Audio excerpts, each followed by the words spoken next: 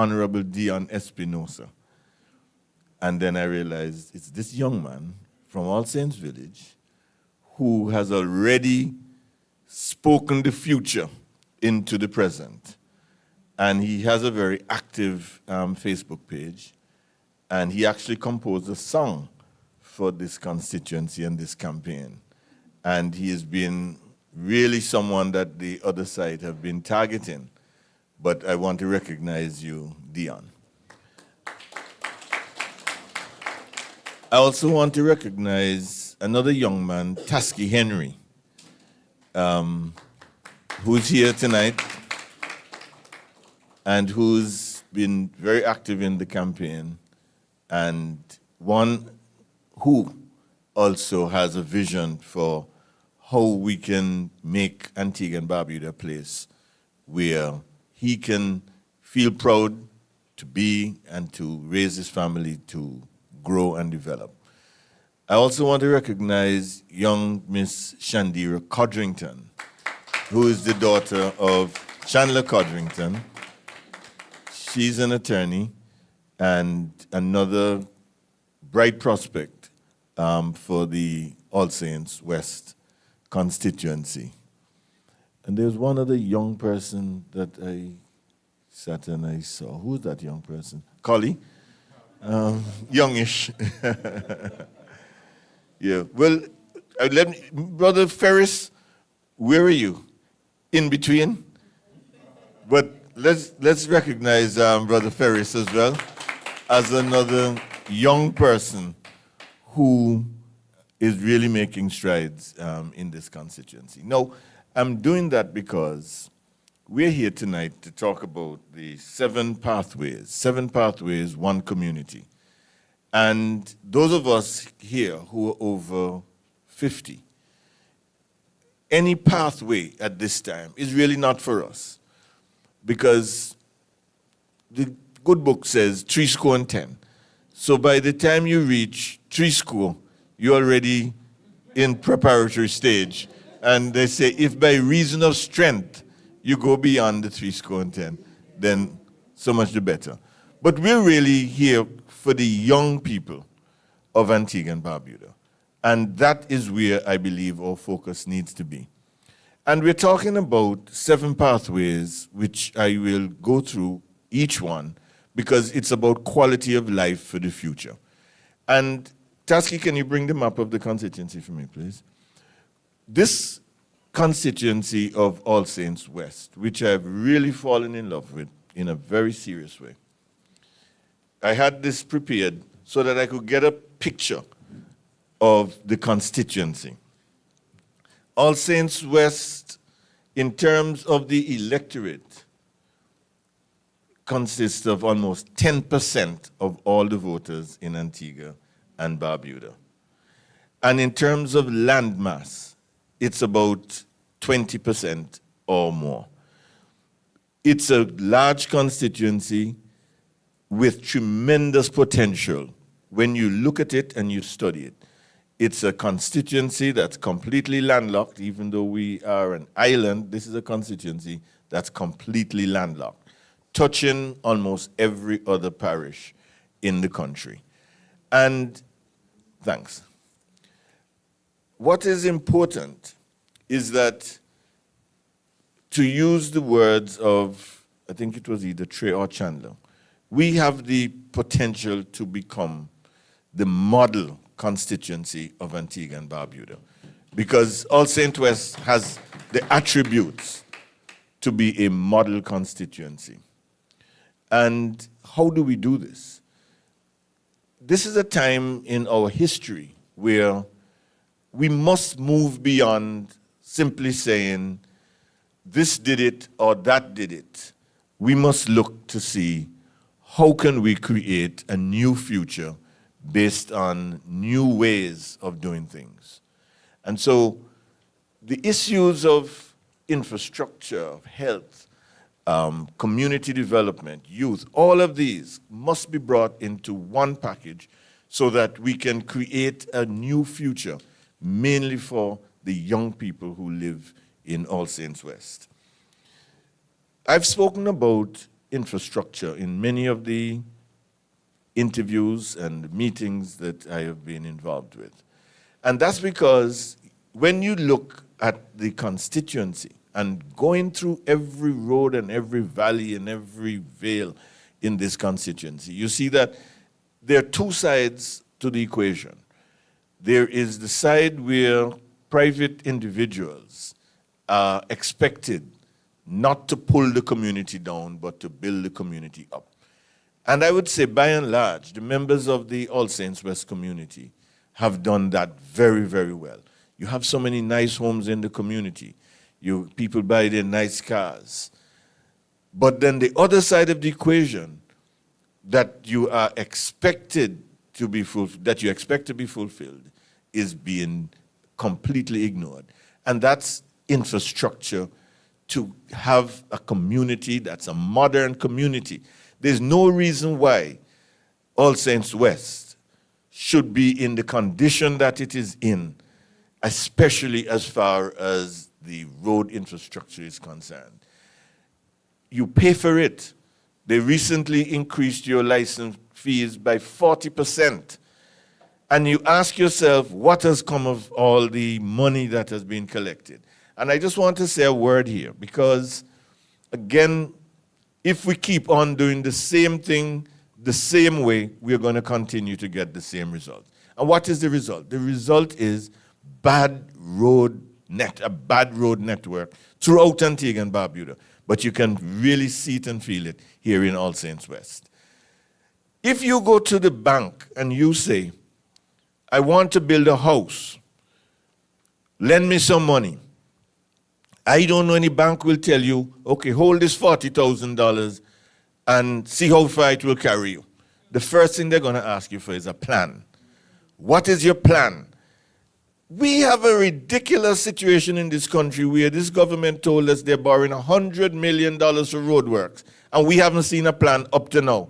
How is the $100 million going to be spent? Where is it going to be spent? Where are the priority roads? What type of roads? And everybody knows in Antigua, we have 3 basic soil types. When you look at the geology of Antigua and Barbuda, especially Antigua, it's different to, say, the Windward Islands. In the Windward Islands, they have basically one type of rock, volcanic rock. If you go through St. Vincent, St. Lucia, Dominica, Grenada, almost all of those islands have one basic road network. It's a big mountain in the middle and a major road that goes around the mountain, and then in the valleys, you have some roads going into the valleys where you have settlements. Antigua is different. Antigua is closer to Barbados, but still different because we take a bit of the Windward Islands type structure, like in the southwest where we have the volcanoes, but we also have what's known as the limestone, like what Barbados has. So Barbados is almost completely flat. We have everything. We have the volcanic, we have the limestone in the northeast, and we have the clays in the middle. Antigua, All Saints West has a lot of clays, and we know that's why Seaview Farm is so important as a pottery center. But clay is a funny type of material because when clay gets wet, it expands. But when it dries, it contracts. So you're going to always get the contraction and the expansion, and that leads to the cracking of roads and so on. We're building roads in Antigua as though it's one rock type, one soil type, rather than taking everything into account. And I'm saying that because we need a plan. First of all, we need a road, highways, and drainage plan. And I would like Seaview Farm, Freeman's Village, Buckley's, and all the other major centers to benefit from a proper plan. We've spoken about a short-term plan and a long-term plan. The short-term plan, you basically prioritize those roads which are so bad that you must do something now, whether it's to scrape them off, put something on top, that's to hold you until maybe another 12 months, maybe 16 months. But then you must have a long-term plan where you decide we're going to put in proper drainage, we're going to put in proper roads, and you know when this is finished, that is done. You now maintain it, and we can have proper, decent roads for our people who are building lovely homes, buying nice cars, but cannot get roads to drive on. And it's no point any political party just jumping up and saying, okay, we're going to give you good roads. If it's going to be done in the same way, we're going to get the same result. There's a wastage of money, and I've said it over and over again. If these people were spending their own money, they wouldn't spend it like this. Because you look at Bucley line, you fix that road with some asphalt. You don't fix the drainage. A little rain comes, it takes the line of least resistance. It cuts through the road, and then 3 months later, they come and they throw some more asphalt on it. And then 3 months later, and they just keep wasting the money. Even in a lot of the communities now. Of course, everybody's happy to get a concrete road, happy to get an asphalt road. But if we don't fix the drainage, we're going to just destroy those roads again. And then where there's no maintenance plan, then the grass and the bushes grow in the cracks. And we're just wasting money, wasting taxpayers' money over and over again. That must stop. And we're saying in the United Progressive Party that we will have a national road, drainage, and highways plan. And we'd like to take this out of the political field, because that's one of the big problems. If you're in politics, you understand that somebody will call you, oh, my road need to fix, and me had 10 voting at this house. Bam, you run over there, you fix that piece of road. Somebody has called, oh, me want this road fixed because so-and-so. You dash over there and fix that piece of road. Then rather worse, election coming. All of a sudden, you do in 3 weeks what you couldn't do in 3 years. Rush job, bum job, waste of money. We have to stop and we have to turn the page. And I'm saying I would like all Saints West to lead that fight. We get a proper drainage and road plan so that we spend the money right. Because if you spend the money right, you will get a lot more done. And then with the corruption that's taking place with road construction, that's another major problem. You're giving contracts to everybody, and it doesn't matter if the person has any road building experience. So you just put down some concrete, put down some asphalt, you don't take care of the drainage, waste some money. So infrastructure is going to be one of the main focal points that we want to emphasize to give people a good quality of life. We see now that APO is laying down pipes.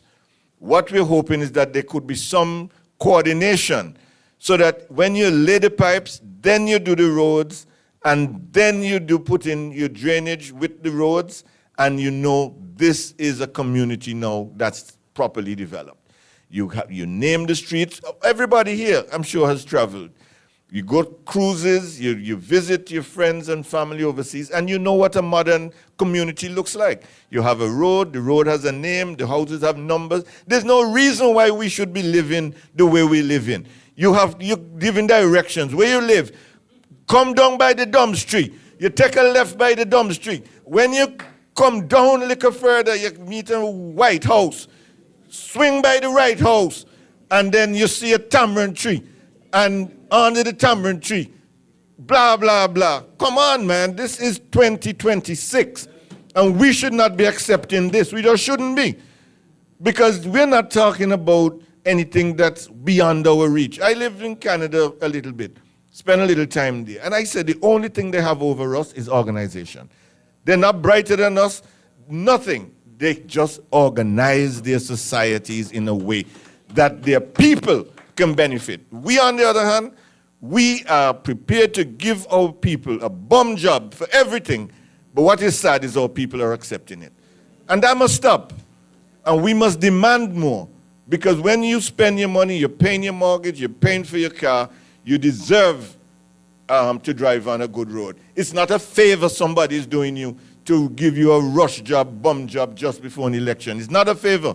In fact, they're doing us a disservice, because in less than no time, those same roads are going to be badly damaged by rain or something else, and it's more money spending and more money wasting. And we keep on recycling this bad way of doing things, and we continue to have the worst roads in the entire Caribbean. Well, certainly in the Eastern Caribbean. Second is health. Health is very important. And we believe in the United Progressive Party that we need to put in place, first of all, an active program of preventative health. Get people into healthy lifestyles, promote healthy lifestyles, so you take the pressure off of the health system to begin with. But even whilst you have the health system, we need a system of clinics around the country, and then the clinics feed into a polyclinic, and the polyclinic will feed into the major hospital. As it is now, you have the Newfield Clinic that is closed, Pierce Village Clinic that is closed, Johnson's Point Clinic that is closed, Browns Avenue Clinic that is closed, All Saints Clinic that is closed. And that is the center of your health system, community health. That's where the real health system is. A man cut his finger the other day. He was telling me, he lives in All Saints. He would normally just go down to the clinic in All Saints. Now he has to catch the bus, go to Glanville's. It's so inconvenient. A lady told me she's from Freeman's Village. She have to catch a bus, look right there, catch a bus from Freeman's Village, come up to Clark's Hill, take a bus from Clark's Hill, come down to All Saints, catch the bus from All Saints, go on to Glanville's, catch the bus from Glanville's, come back to All Saints, and repeat that whole process. Why are we doing that wickedness to our people? And they said it was going to be 6 months. 2023, 2024, 2025, we're now in 2026. And they're now planning to give us another bomb job to say they have a big opening just before the election. I had somebody check it out. The sewage problem that they spoke about, why they had to close it. Up to now, they haven't attended to the sewage problem. The leaking roof, they're only now beginning to deal with leaking roof. And it seems as though they plan to open that clinic with new air conditions that they've just put in to put people's health at risk. Because when you're dealing with a clinic, you're dealing with a lot of chemicals. And that was one of the problems with the sewage system. That somebody went to fix whatever it was, and the odor was coming through. And then in addition to that, the air was just circulating, where they store a lot of chemicals, and people getting headaches and feeling ill because of the fact that you had all these chemicals being stored, and the place was not properly ventilated. And a lot of people mistake air conditioning for ventilation. Ventilation is something completely different. Ventilation is about airflow, flowing in and flowing out. The air conditioner only cools the air that is there and then circulates it. So if you have bad air, you're just circulating bad air, but the only thing, instead of it being hot bad air, is cool bad air. But it's bad air. And these are issues that we must take seriously, because they are committing a wicked act to the people of this country. I say this is grievous bodily harm that they're committing to the people of All Saints West by not having a proper health facility. And so we would want to see this, just like we spoke about the road network fitting into a wider plan.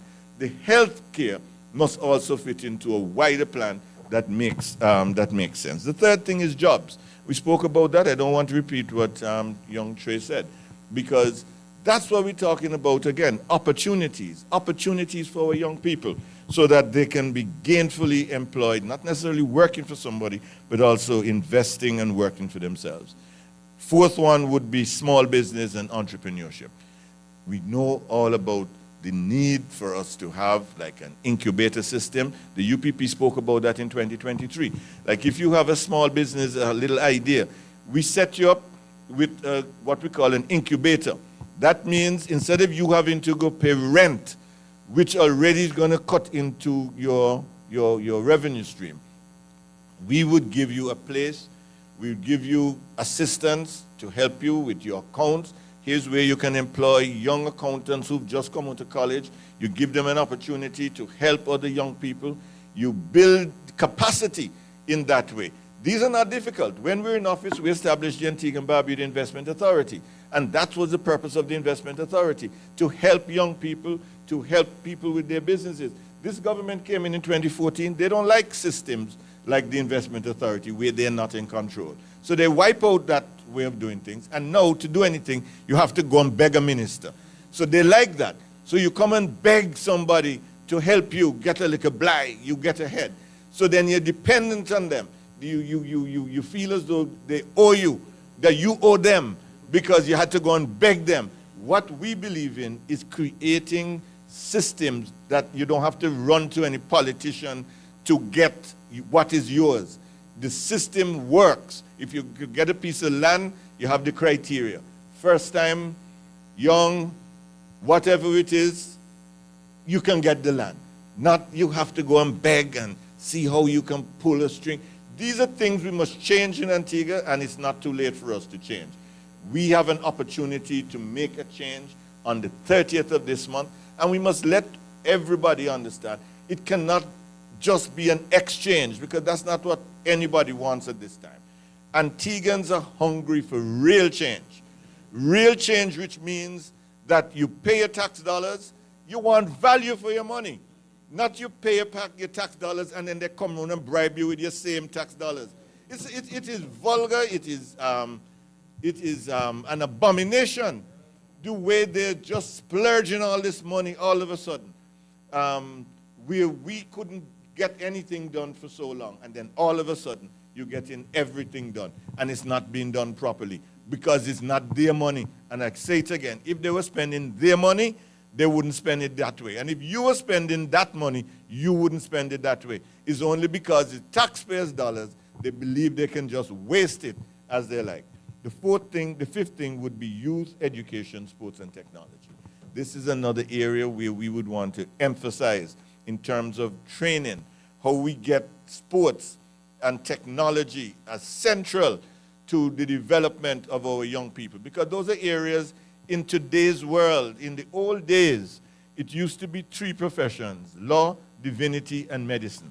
Not even engineering qualified. Now, you have to look to IT. You have to look to sports. You have to look at all these other opportunities that we have to prepare our young people to take advantage, not just to be able to run fast or throw in a distance, but how do you make a career out of this? And so we need systems in place that allow for careers to be developed around technology, around sports, and things like that. The sixth one would be public safety. And public safety means that everybody has to be involved. You have to get communities involved, making sure that we strengthen community partnerships, police working with communities, giving assistance to the neighborhood watch groups, finding ways to facilitate transportation so that we can all feel safe in our various communities. If you have cameras, facilitating cameras, making certain that everybody can feel safe. I am amazed. Somebody commit a murder in New York with maybe how many people in New York? 40, 50 million people. And they find the person. 40 odd million people. And you find, how you find one thief or one murderer out of 40 million? And we have a complete island with 100,000 people. 100,000. 1/10 of 1 million. And can't find the thief. Can't find the killer. Something has to be wrong. It has to be wrong with the system. And that's where we need to find a way to overcome that by applying proper systems so that we can live a modern life in a modern society. And this backward way that this government have us living, we have to understand it's backwardness. That's what it is. And then the seventh one is agriculture, fisheries, lands, and environment, especially agriculture. Agriculture, I didn't realize was such a major issue in this constituency. But as I go around and I talk to people, I realize that there are so many farmers who are right now being dispossessed of their land, and there's nobody out there championing their cause. I've spoken to several persons who have had bad experiences. They've spent their time developing, cultivating land, and then in a very arbitrary way, the Ministry of Agriculture will just come and tell them, move, break down everything. And these are things that show an inhuman approach to development. We should be encouraging our farmers who have put their lifeblood into their farms and cultivation. Instead of giving them a hard time, these are the people that we should be building up when we talk about food security. And so I want all the farmers to know, and I want the word to go out, that we are going to champion the cause of farmers in All Saints West. We're going to make sure that they have adequate land, they have adequate water. And what is interesting, you have a lot of young people right now who are looking for land to cultivate.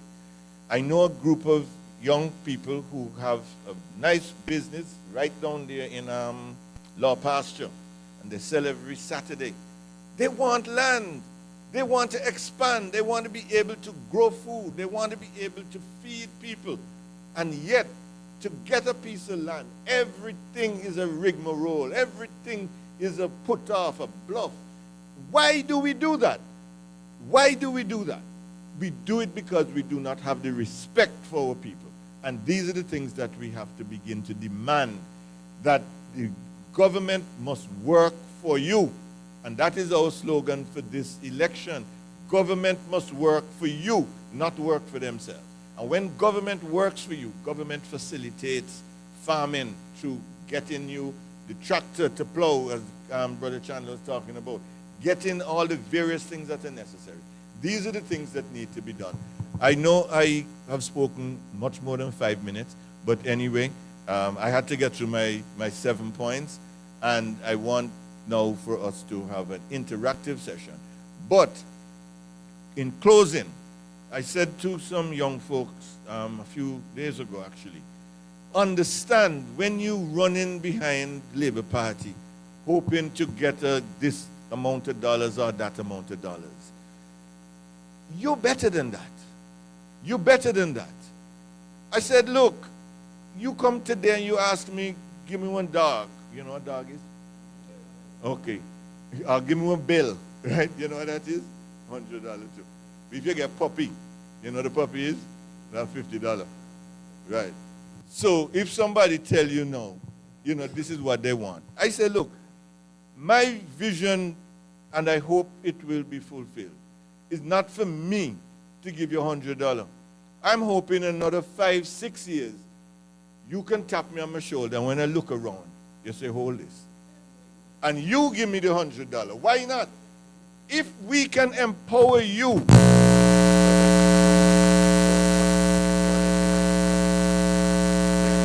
work would have been done. But the Labour Party, they want to keep you poor and hungry.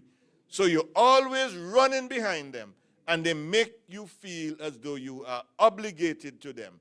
They make you feel as though they own you. And if they see you talk to anybody on the other side, they're vexed because they feel that they own you. We want to develop a society that is modern, a society where people can own things and feel proud of what they own, where people can live in communities where you have good roads, you have running water. And these are not this is not an impossible dream. This is not an impossible dream. We are classified by the World Bank as an upper middle income country. You have different categories. You have poor, you have lower middle, you have upper middle, and you have rich. We are upper middle. And that means when you go there to get assistance, they don't give you because they say, look, you have it. We can do it. Our tourism is a first world industry. We can do it. The problem in Antigua is not so much the revenue, is the expenditure, the waste of money and the corruption, and that is keeping us where we are. So brothers and sisters, we have an opportunity to make a change. We can make a change in All Saints West, and we can make a change in Antigua and Barbuda. This is an important historical juncture in our history and our development. And I'm asking you, let us move forward, let us make the change on the 30th of April, and let us see what real progress can be like, what real development can be like, and let us bring happiness to the people of All Saints West and the people of Antigua and Barbuda. So thank you very much. I can't say with those few words, but I would say thank you very much.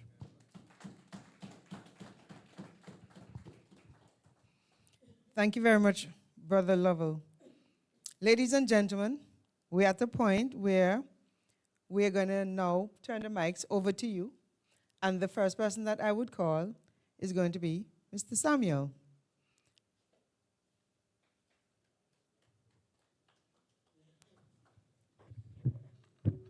Thank you, indeed. Good evening, everyone. Well, my name is Edmead Samuel. If you remember me from the lottery, call me Ed, if it's easier. I know you say that. Anyway, I don't want to be long, but I want to put a few points. I could have been the candidate for St. Peter's in 2004, before John Messiah. I could have been. Mr. Spencer can vouch for that. But I turned it down. And I vowed to give my support to Joan Messiah. She became a terrible disappointment. I worked for Joan, because when I turned it down, I said, I'm going to give you my support right there. I was working as operations manager at Premier Beverages when I was invited by letter to come. And when Mr. Spencer said to me, your name was given to us by lots of people in your constituency as the best candidate for the next 2004 elections. And I remember the very words I said.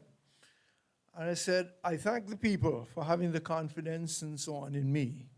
Unfortunately, even though I might have had the inclination and the desire, unfortunately, I did not have the time.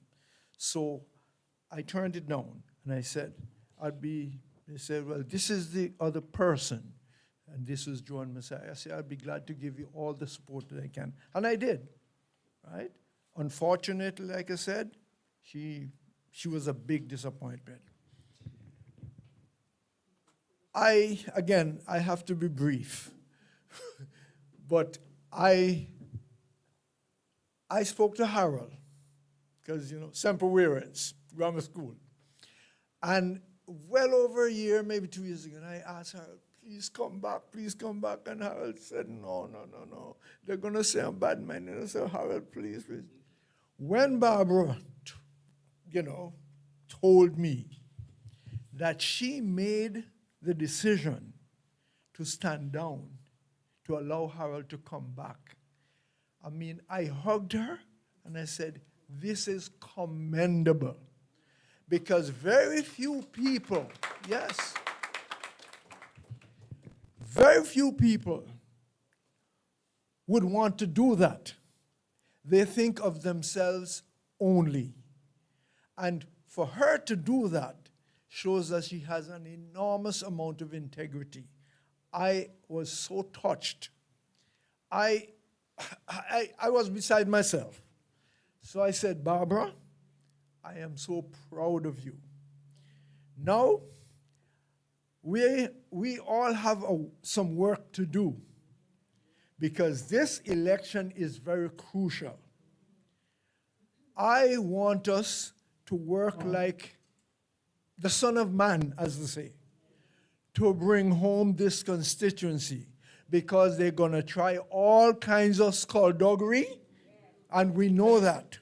They've done it before. Harold did not lose his seat the last time. We're all aware of that. When the Prime Minister could say that he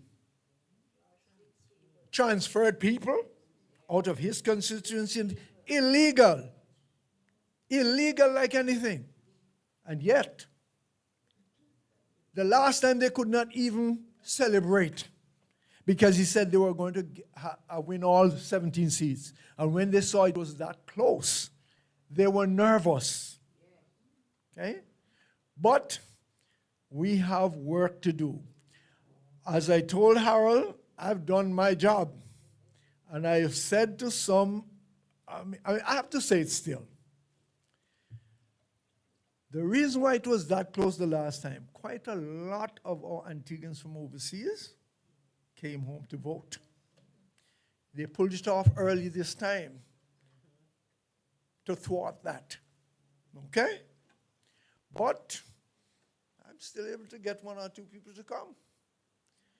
We need to get the job done, because when he said, Antiguans, you all are outnumbered, that was a slap in the face of every Antiguan. We have work to do. So we have to get over that hurdle where we are outnumbered and think of strategies to do what is necessary for us. I could say a lot more. Unfortunately, there are lots of people here who want to give their 2 cents. So I yield for now, and I'm delighted to know that we're all here to get what we have to get done. Thank you so much, Mr. Samuel. One of the things that we didn't really go into a lot, we have been canvassing since last year, and what we find is that there's still persons who are saying they're not so sure. They're still on the fence. When you look around, I'm not sure which fence they want to be on. But when you think about the fact that most of us in here would have traveled, and when you think about the fact that you may have families overseas, that's why you travel, or for vacation. And if you have a visa, guess what? You can only use it one time. And that happened under ALP. And persons were reminding me that when the embassy left Antigua, it was on the ALP. You know, so what else people want to hear? I mean, the reality is the amount of corruption, the things that are happening, it's all on the ALP. I think what happened is that we have somewhat become a little numb to the corruption.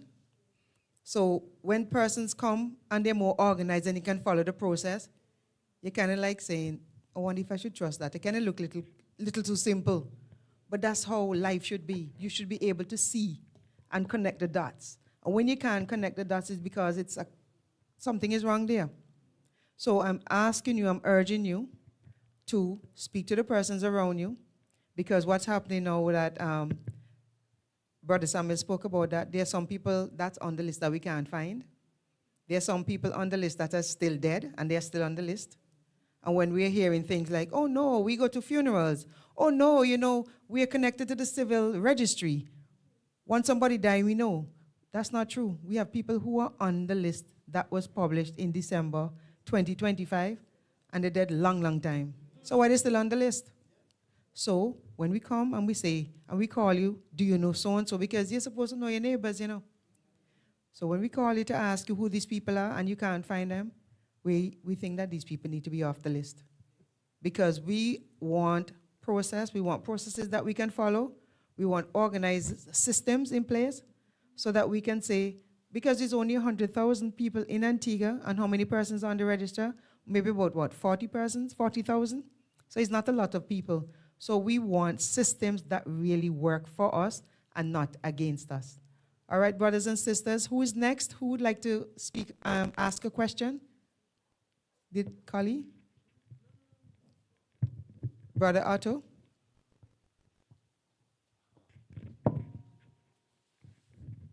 I was just saying that I don't want to wait how I'm going to start this, but for the clinic in all saints, that is going to take the next 6 months. It's not going to happen. They have no opening. Mr. Lovell, they were actually plastering this morning again. I know, and that's really not going to happen. Something I really need to say. I have an idea, $1 billion idea for sports tourism in Antigua. Okay? And I'm keeping it to myself because I don't want to say it out. I don't want to say it, I'm keeping it to myself because I want to tell someone about it, and I know it will work. It will work. It will really work. Because a lot of people play the sport. It's only football too. To me, football should have a stadium a long time ago, but that's a whole different story. That's a long story. But the idea I have, I know is going to work in Antigua. But it's just because they don't have enough facilities, that's the reason why it's not broad-based. But it will work. Thank you very much. Shandiwa? Good night, everyone. Stand up. So my grievance would probably be with respect. Well, I have a number of grievances, but one of them would be owning land, especially as a young woman in Antigua and Barbuda, being Antiguan. I find it somewhat difficult to get land without having to go through a whole process of going to a minister. And in speaking to the Minister of Agriculture, he would have explained to me that is really who you know. Because there's a long list of candidates for land, and long list of applicants for land, and really and truly, they don't necessarily, well, from my understanding, they don't know everybody on the land. So if I know Barbara Coates on the list, okay, Barbara X, Y, and Z. And even if you go to the minister, it's not necessarily a guarantee that as an Antiguan, you will get the land. So I know Brother Lovell would have touched on rent to own as well as owning land, but if you could expand a bit more on the process, what the party will do to assist young people in owning a piece of the rock in Antigua and Barbuda. Thank you. One of the issues that we need to face very squarely and very soberly is how do we see land and housing in the future? And the reason why I'm saying that, we're 108 square miles. We're not like Texas or some big country where land is almost limitless. We're a small island state. What I've found is that a lot of people who speak of land, what they're really speaking about is housing. Of course, there's some people who want land. You just want the land, whether for farming, you want to build your house to your specifications, your liking. But a lot of people also really want housing. And there are different ways in which we can approach the issue of housing. Now, a square foot of land may cost you, say, $15 a square foot in certain areas, $15 for that square foot. Now, if you build a bungalow, one story, that's one story on that $15 a square foot piece of land. But I believe we now are at the stage where we have to start building up. Because that $15 square foot, instead of now supporting just one unit, it maybe can support 5 units or 4 units, which will bring the cost down. Because if I'm going to be paying $15 a square foot for a 1 story, then I probably pay a fraction of that if it's going to be 3 or 4 stories. Now, some people believe that if you have community type housing, it's going to be run down, it's going to be dirty. It doesn't have to be that way. You travel and you see 2, 3, and 4 story apartments that are very well kept. And there are places in the world where you wouldn't believe how well kept they are. They have gardens, they have playing facilities for children. They keep the place up. Now, I think one way going forward for young people to get like a starter home is that we have to consider going up. But for those people who prefer to have the bungalow, the 1 story, then we need a proper way that we're going to develop the road network so that we stop this arbitrary way in Antigua where to get to a home, sometimes, you have to go into valleys and waterlogged areas and so on. Now, in terms of the process for acquiring, we need to set criteria. For example, I think the first thing should be, is this your first time? If it's your first time, you should be on a list that is different to somebody who already owns a lot of land. Secondly, for people who are, I think, citizens of Antigua and Barbuda should be given preference. So you, first time you get in, you're a citizen of Antigua and Barbuda, you're given a priority treatment. And then I think if you're a young person, that should also go some way so you get the young person. Now, if you do it this way, you have a criteria, maybe 4, 5, or 6 things. If you qualify, you immediately go into a category where you're not going to be bobbing and weaving and hoping that somebody will favor you. You're entitled. And this is something that I do not believe we pay enough attention to.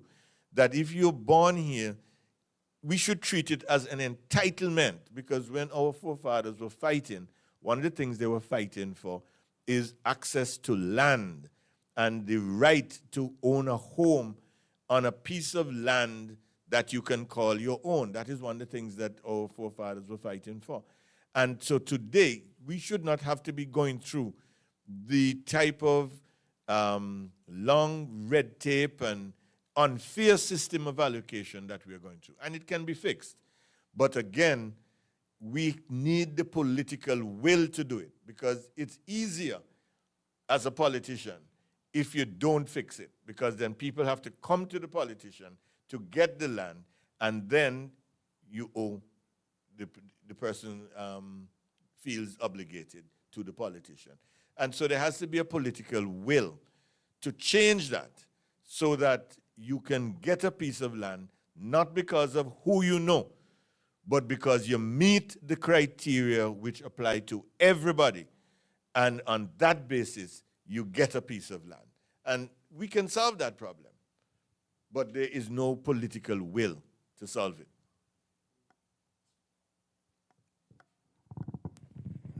Brother Harold, I'm just wondering if you have any thoughts about zoning of land, because that would also contribute to making things easier and better for youngsters to acquire property. I'll let Chandler handle this as a former chairman of Chapel. Not Chapel, DCA. I have to get my thoughts together.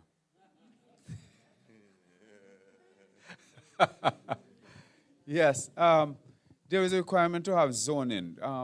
I don't know. These are technical things and terms that we use when we go university.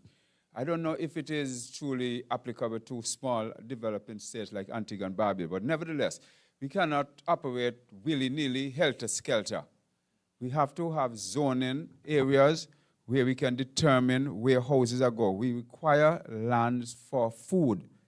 Food is going to be a scarce commodity. And if we continue to build on the flat lands, then we are not going to have any food. The time has come when we have to now start to consider to build on the land, the higher lands, leave the lower lands for housing. We have to look in terms of the salt. Leave the lower lands for housing. For agriculture. Yeah, I got it twisted up. Yeah, so we have to, as Brother Harold said, we have different soil types. And so we have to be cognizant also of the soil types, because we cannot simply be doing agriculture on limestone.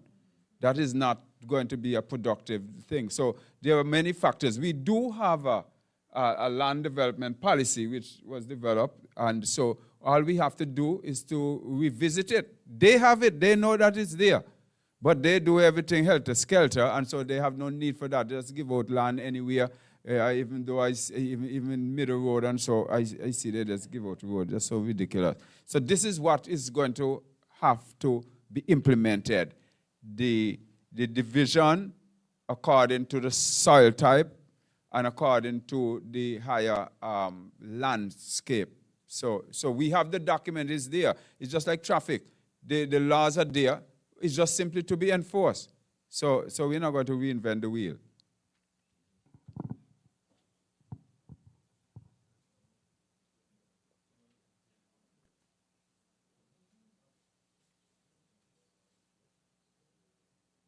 Sorry, I hope I will not be boring you.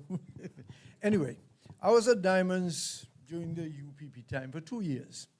And as we talk about agriculture, I can recall that the government of Norway was willing to assist Antigua with the production of pineapples. I remember that. And it just didn't go anywhere for whatever reason. I met, as a manager at the time for ADC, some Japanese came to Antigua, and they were willing to buy any amount of cotton that Antigua could produce. They say, if you cover the entire island of Antigua with cotton, they will buy all. The entire 108 square miles, they would buy all. Now, to be honest, cotton is not that attractive anymore in terms of the labor, because you would have to import labor to pick cotton.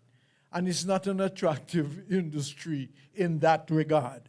However, they say because of the sea island cotton that we have, I asked them, how about Egyptian cotton? They say, Egyptian cotton is very good. you know cotton? I said, yes, Egyptian cotton. He said, but your cotton is still superior. That said a lot. The point I wanted to make was something that before the 2004 elections, that is, saliently missing this time. Claims and objections. Barbara talked about the padding of the lists and so on. Before that 2004 election, we had claims and objections. I was in St. Peter's. And when Dave from Israel said, your cousin on the list, and we need people to come and object to him because he lives in Yorks. I said, who? He said, Ocean. I said, really? He and his sons and then they live in Yorks. And I said, really? You're willing to come and stand up? And I said, you're damn right I am. And they had the hearing at Parham. The Labour Party had Fuller, 4 lawyers. Fuller, Gail Christian, a fellow Gardner, and one other lawyer. Huh? Okay. And when my time came to object, I went up there, and Fuller was a pit bull. He said, who the hell are you? Why the hell you come here to come and object to this man? How well do you know this man that you can come and object to him? And he was born in Pierce Village. Yes, he was born in Pierce Village, no doubt. But he doesn't live in Pierce Village.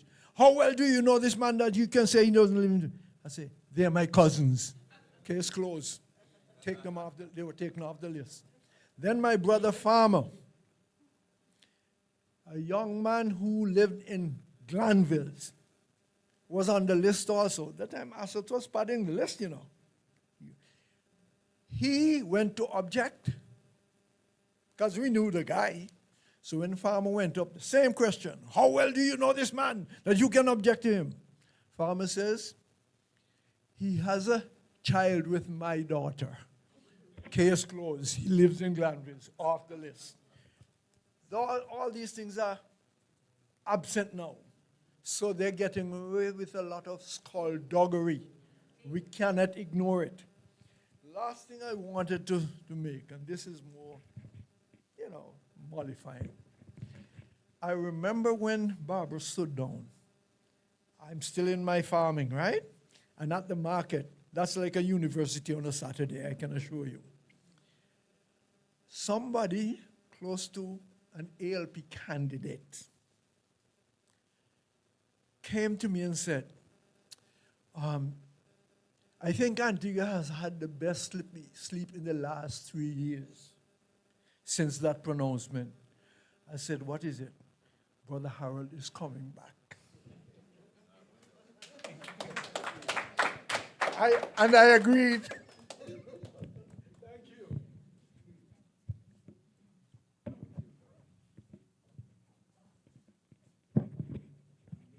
Yeah, good night. I have 2 questions I want to ask. One was pertaining to the land. Is there a way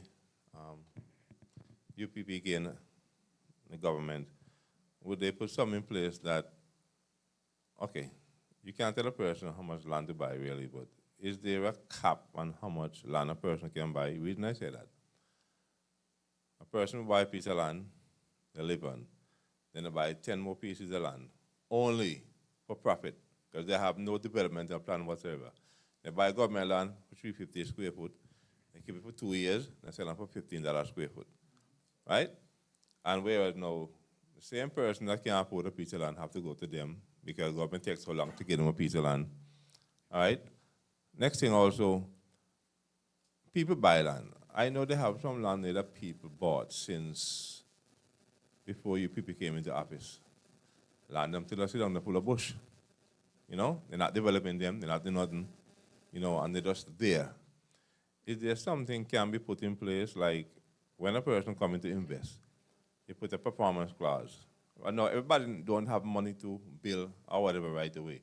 But I don't think it's right for a person to just buy a piece of land and have it sitting for 20, 30, 40 years, So I don't know if the administration have something like that they could put in place to avoid this kind of thing. Because I don't think, and next thing, I think it's time that ministers pay the same money our people land.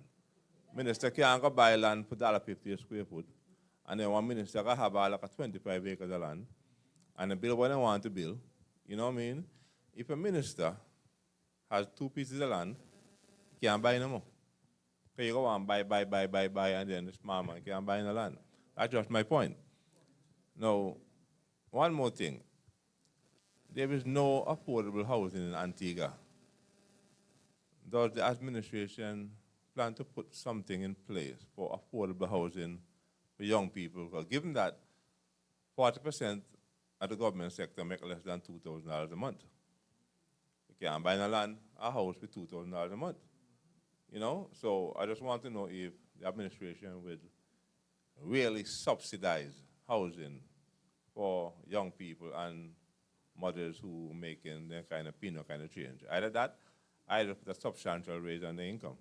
Yeah. Okay, I break it down into 2 questions. The first question is that there's already something in place. It's called the undeveloped land tax. And it's just that it's not enforced. But there's already a tax in place that if you do not develop the land is taxed at a certain rate. The second point is, how do we get people into housing, affordable housing? In 2023, in the manifesto that we had, we introduced the rent-to-own. And that is a concept that we believe can definitely work, but of course the rent has to be manageable, because if it's rent-to-own but you can't afford the rent, you're back to square one. We came up with a joint venture with a company known as Bucley. And Bucley entered into a joint venture with Chapel. What was interesting about this concept, it was helping a lot of people, is that the lands that were owned by Chapel, we vested the purchaser with the land. We gave the purchaser the land from upfront. You can use that land and you go to the bank, and that becomes your deposit. Because that is what was killing a lot of people to get on the housing ladder. That you go to the bank and they tell you, come up with 20% of the overall cost of the house. You're already paying rent. So you seem to be going up the down escalator because you just cannot accumulate the saving. We put the land in your name. We partnered with ECAP, and there were already 50 people who were approved when we lost office in 2014. Mainly teachers. It was aimed mainly at civil servants. And that type of program is one that you can use to help people.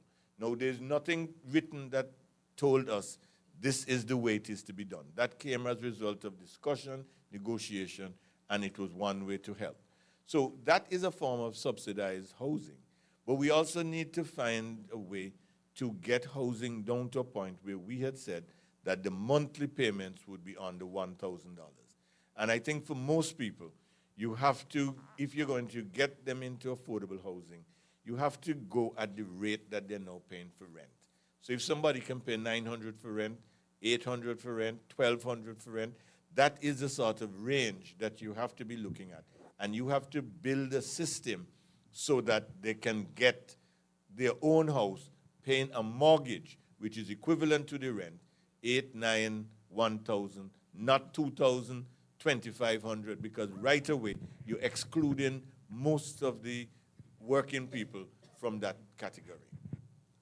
But these are things that can be done, and it's a question of having the will to do it. And these are things that UPP will do, because we are committed to getting affordable homes for people, not to make profit, but to make people get a comfortable home. Good evening. I like the idea that Che was there speaking on behalf of the young people. But what are your plans?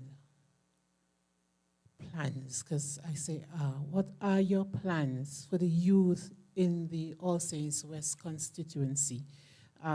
We have quite a bit of youths just hanging around, as you can see them in front of the of the branch office where they smoke, they drink, they don't work. And I see you try to give them something to do. But the main thing is, what are your plans for these youths? I have 2 grandchildren, whether they live here or not. I would like to know if you have any plan. In Chandler's time, I knew he had a place where you could go, use the computer, do your homework. Are you going to have a center? Do you have a plan for a center for these youths? Because I find that the youths are really getting out of hand. So what are your plans for the youth in All Saints West?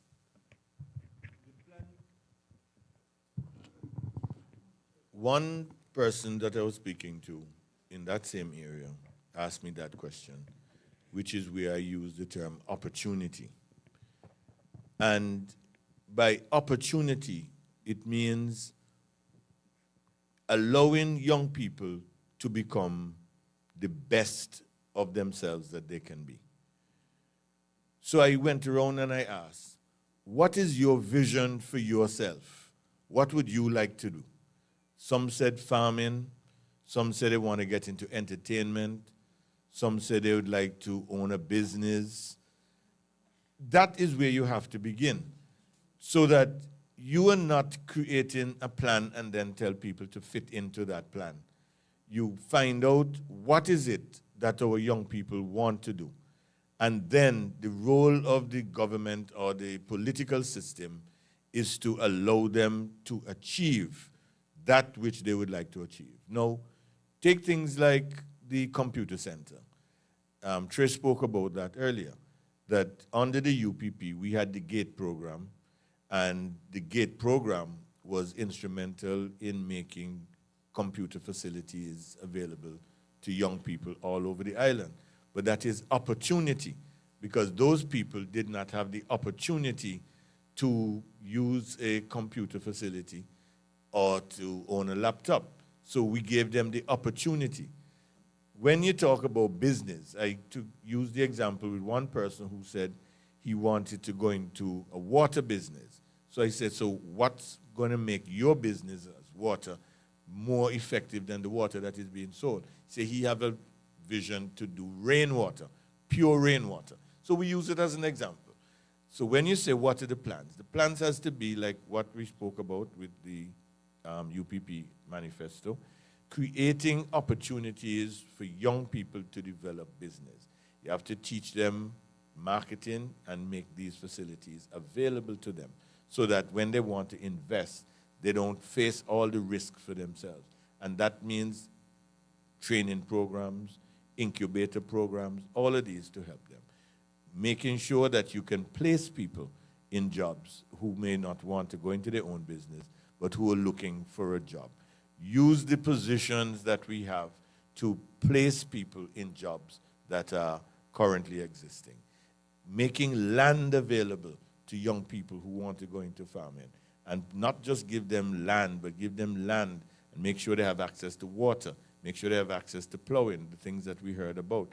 So for me, it's about creating opportunities. And that's the best thing that we can do for our young people, to give them the opportunity to be the best version of themselves that they can be. And I don't think it's very difficult. I think it can be done within the system of government, because a constituency is not a government.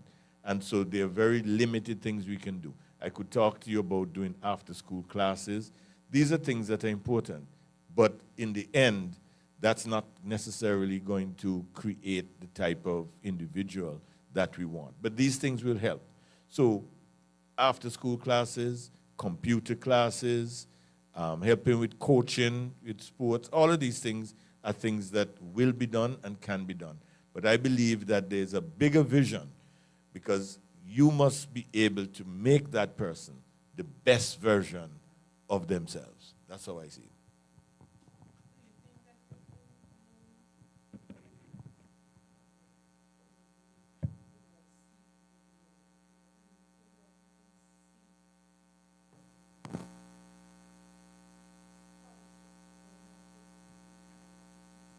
And the answer is yes. Scholarships. Scholarships. We can make scholarships available.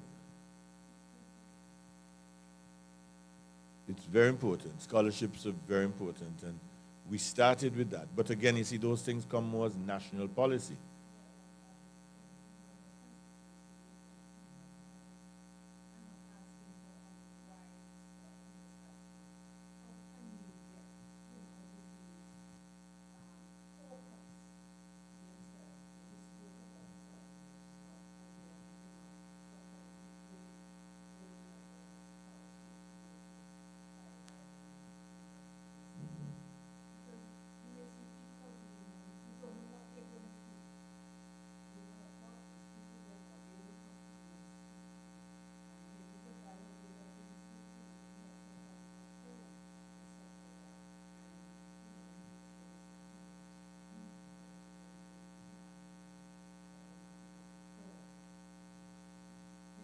Comes back to opportunity, what I speak of.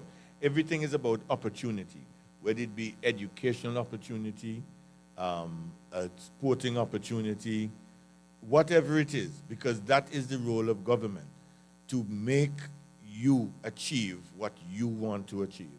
And so for people who want to achieve educational excellence, you must provide scholarships and other opportunities for them to be able to create for themselves educational success. Okay, I see Ivor has the mic. So Ivor, and then after that we will take 3 more so that we can round off the evening. Louise. Ivor has the mic. Okay, go ahead, Ivor. Yeah. Yes, good evening. I must commend you, Mr. Lovell, for having a town hall in Buckley's, although I believe it should have been at least maybe the second one, probably the third. I've lived in this community over 10 years now, and this is the first town hall with a representative in Buckley's that I'm aware of. The people in Buckley, well, I can speak for myself. We exist, we have existed, I have existed over the last 10 years, to me, without a representative. There is nobody that is going to come and lead us with our issues that we have. And this like a forgotten community, in my opinion, totally forgotten. There is no political activity, there is no leadership, there is nothing.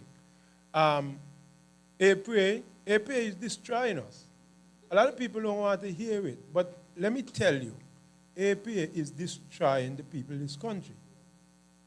APA come out and dig a trench from the top of the hill, come down here, and then go all the way to Alcyon. The trench is still there. And me and ICO, we have made steps to try and address it. We have gotten signatures from people from the PAN to Alcyon. We didn't come off the main road. Went to Public Works, handed it in, over 52 signatures, went back, nothing happened.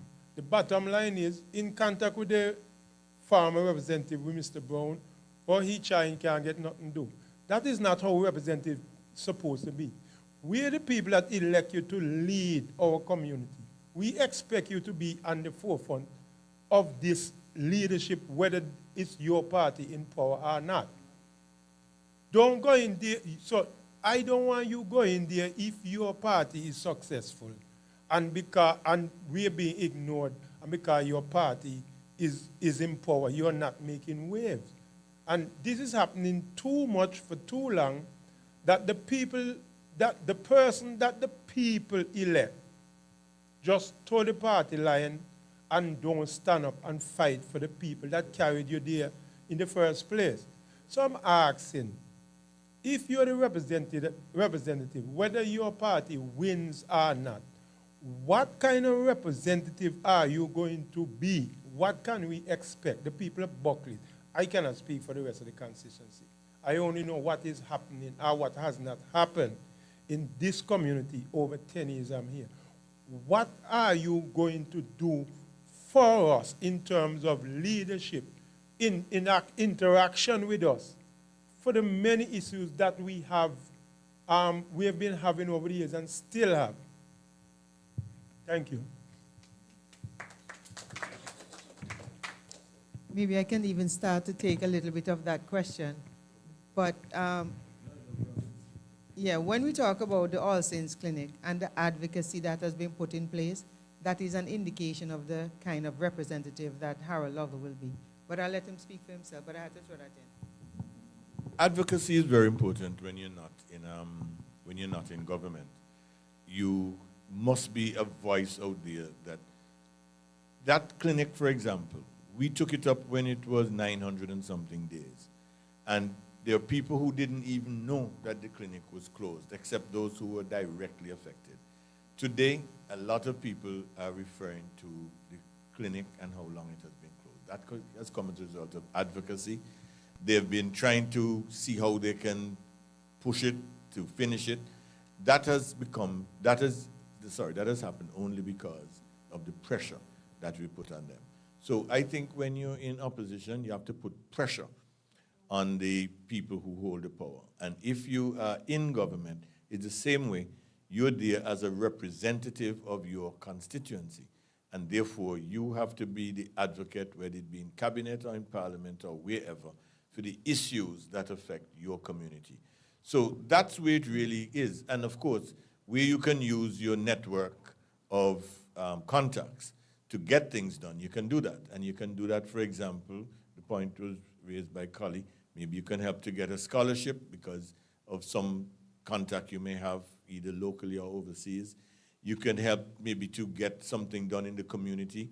Yesterday, I was able to get something done just off Jonas Road by contacting someone who owns heavy equipment, and they were able to put some material on the road in order to make it a little more passable.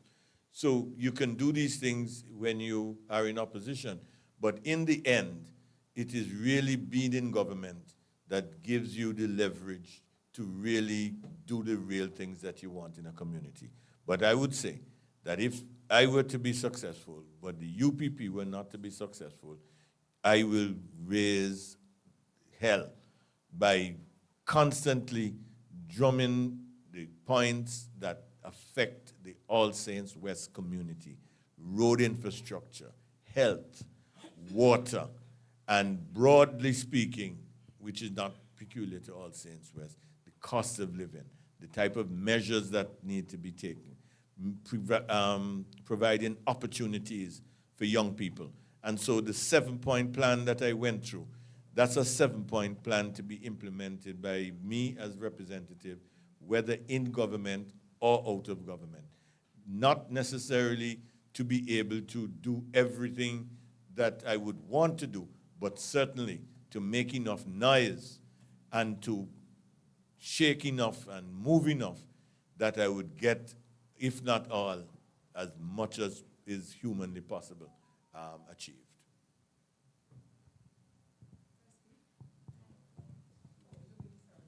Yes, good evening, everyone. I want to go back on to the topic of education, because I've had a plan, it's a plan, yes, of how things can be done, because I too see all these young people on the streets, and it bothers me.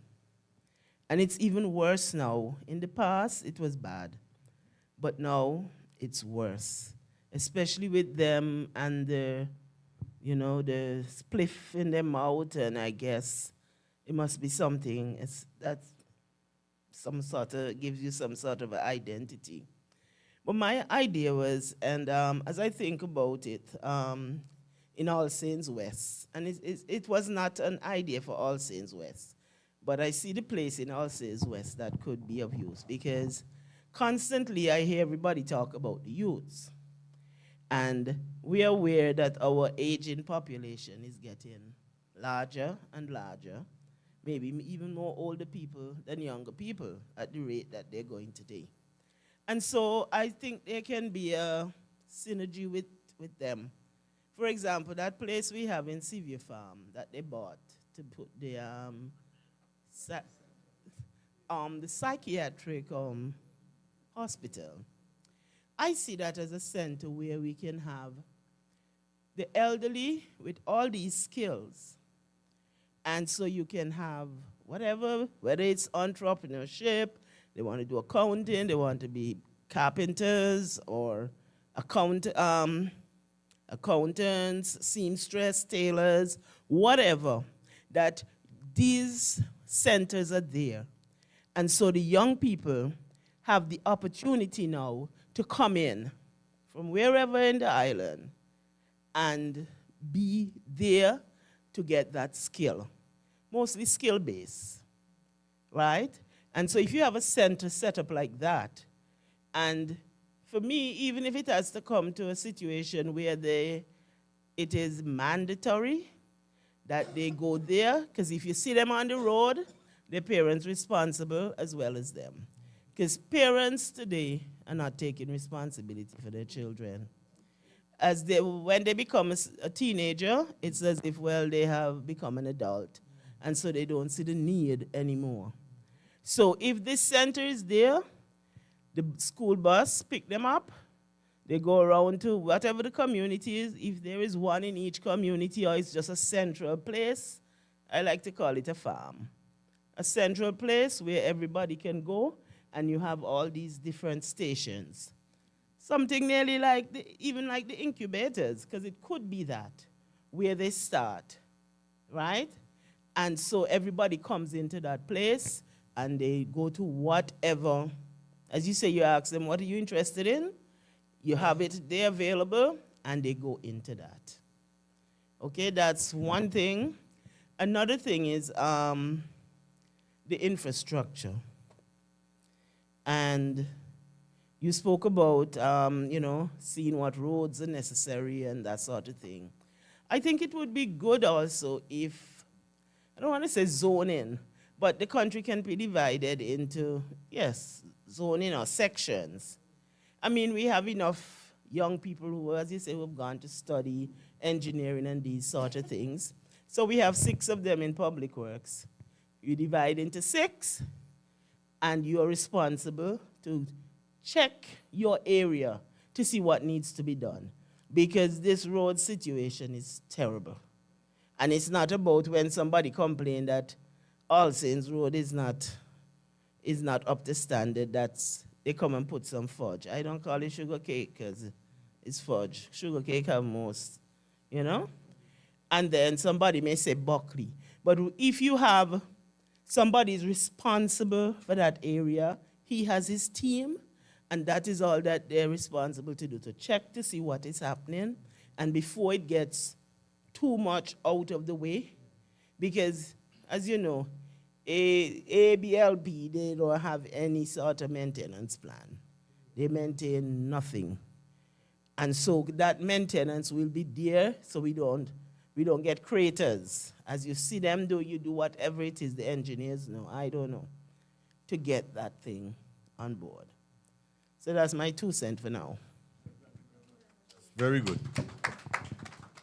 If I could just add to that, while you were speaking, you reminded me of a concept that I thought of as well too. That happens in first world countries. When people get arrested for misdemeanors or whatever, or minor crimes, whether it's related to domestic violence, drug related, whatever the case is, not only do they either not give them a heavy sentence or a light sentence, they send them to either anger management classes, AA classes, whatever it is, to get whatever caused them to commit that crime to stop. That reduces repeat offenders. And that's something that I feel like we should take up as a party. When these crimes happen, these minor crimes happen, we try to fix the issue that caused that crime in the first place, rather than just throwing them in jail, and then when they come out, they commit the crime again.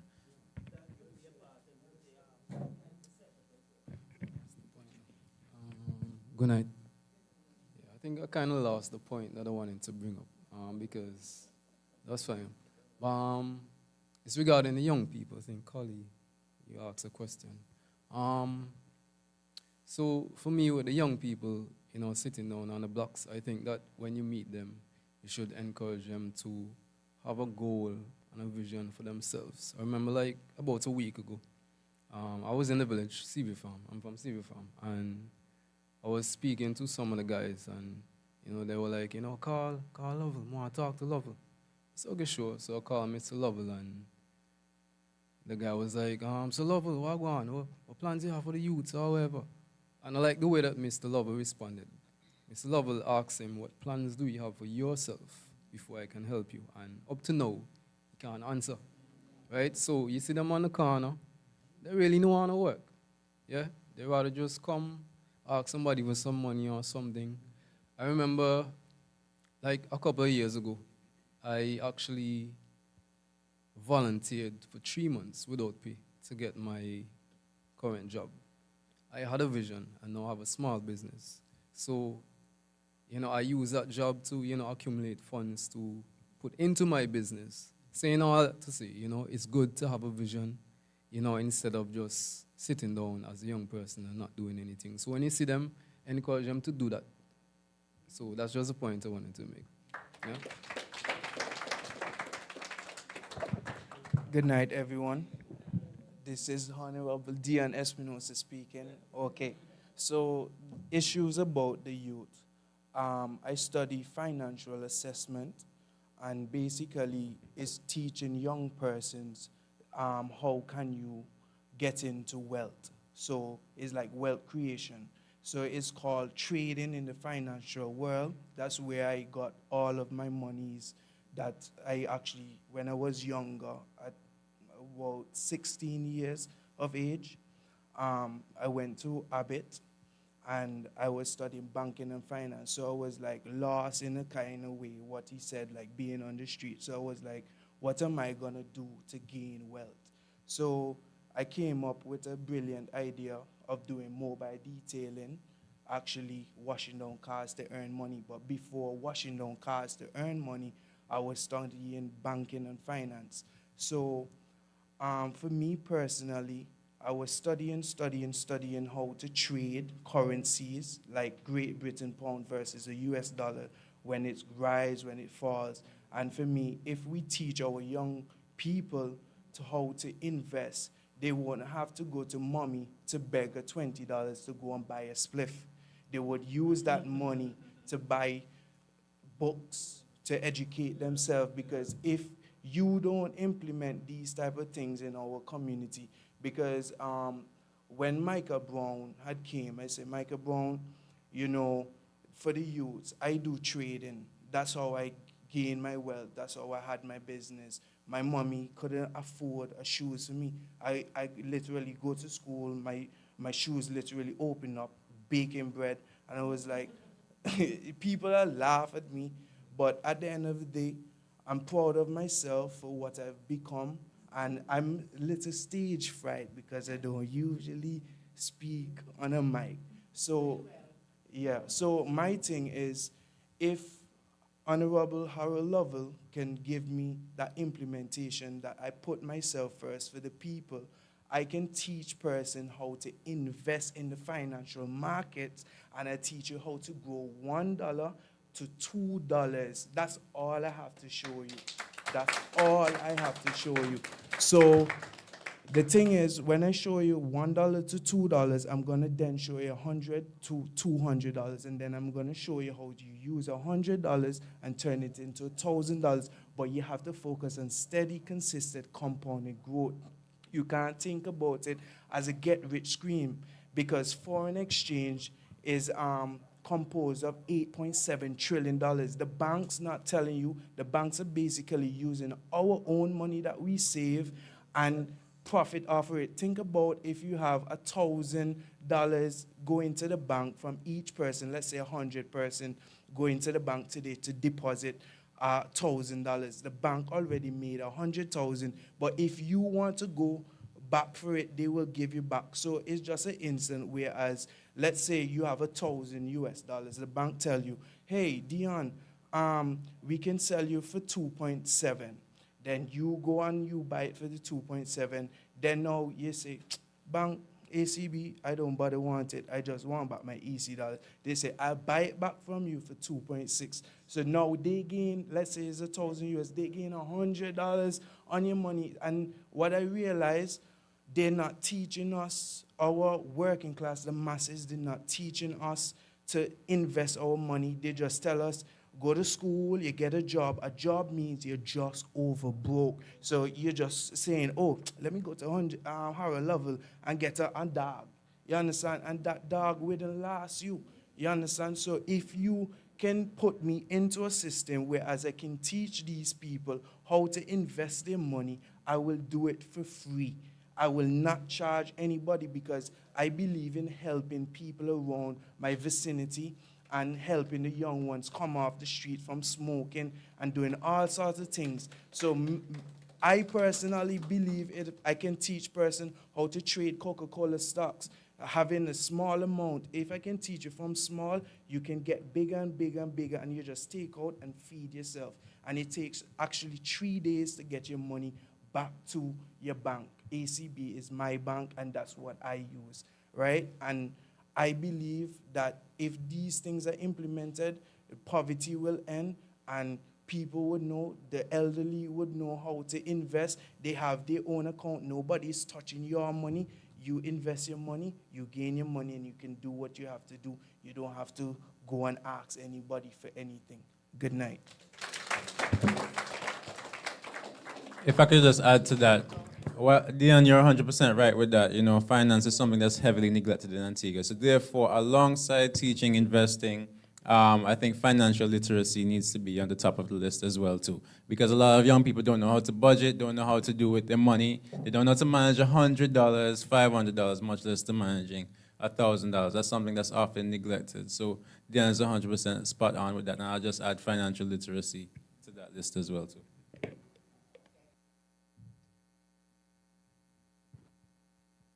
And I can just add, Dion, that our branch office is open in All Saints, and we're hoping that you can come and give a 2-hour session, because what you have just spoken about is access and freedom to understanding how persons can begin to own their own money and be responsible for that. We really want to thank you for that presentation. Can we give him a round of applause again?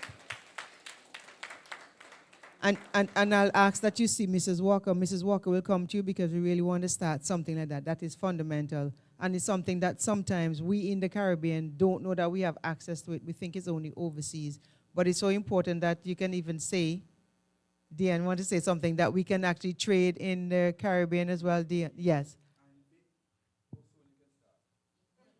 You can basically start right away. I can give you the broker that you can mix Atlantic from Dubai, and basically trade knows me because I made all my wealth to trading, because my mom could have given me a bank, could have given me the loan that I would want. They asked me, ACB, even when I started my business, they said, do you want a loan now? I'm like, no, because when I was younger, at age 18, you said, what are your plans? And when I say, I need a generator, I need a pressure washer, I need this, you're telling me, oh, your accounts look good.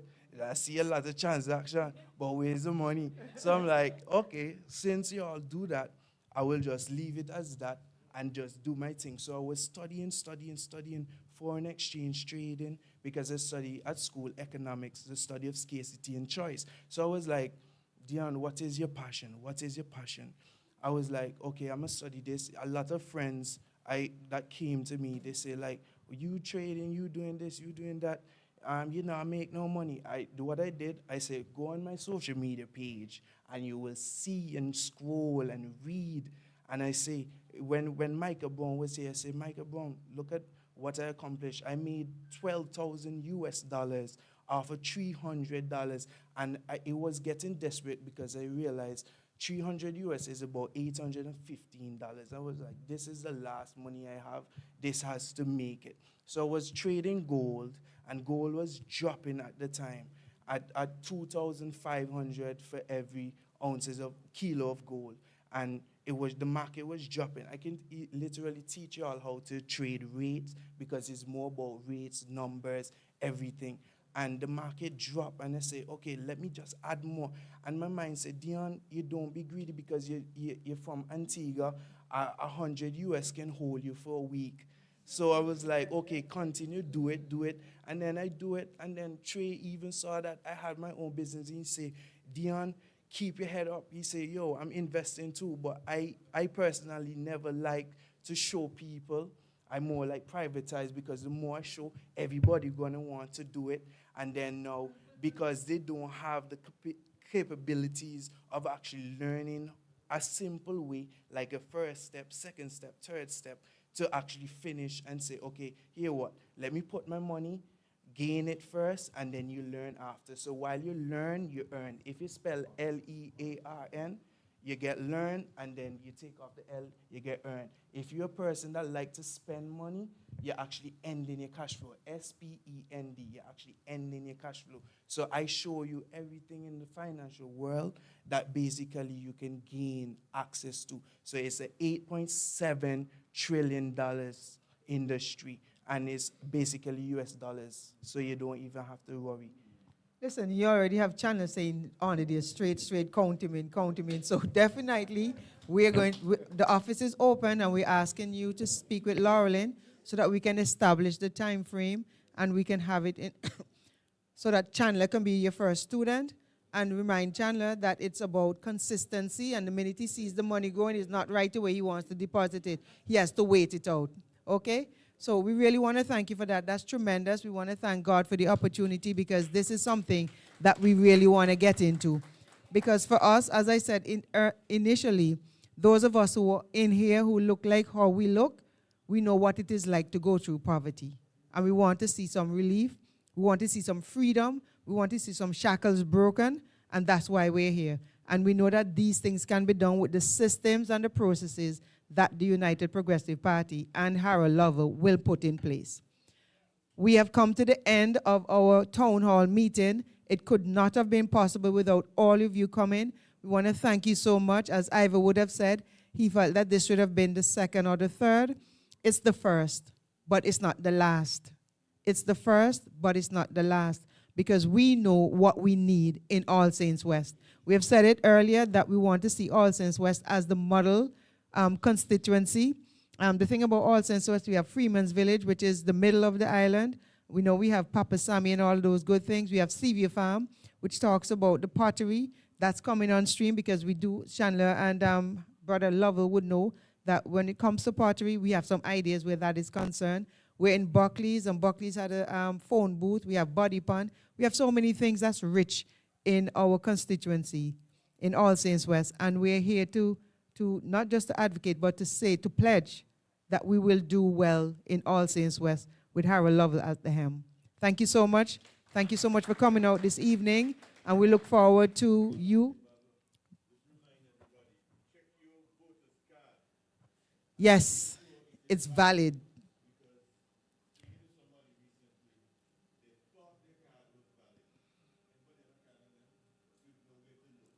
Make sure your card is valid. Make sure your card is valid, because when you come up to vote on election day and you can't vote, we are going to be very sorry about that. Really want to thank you. And I saw somebody submitted, because we're actually live, and I am not sure how we can this, but the person wants to know, if the United Progressive Party gets into power, will they be looking to pay the LIAT workers? And that is still... And the answer is yes. The answer is yes. We want to thank everybody for coming out again, and a safe journey home. Thank you very much.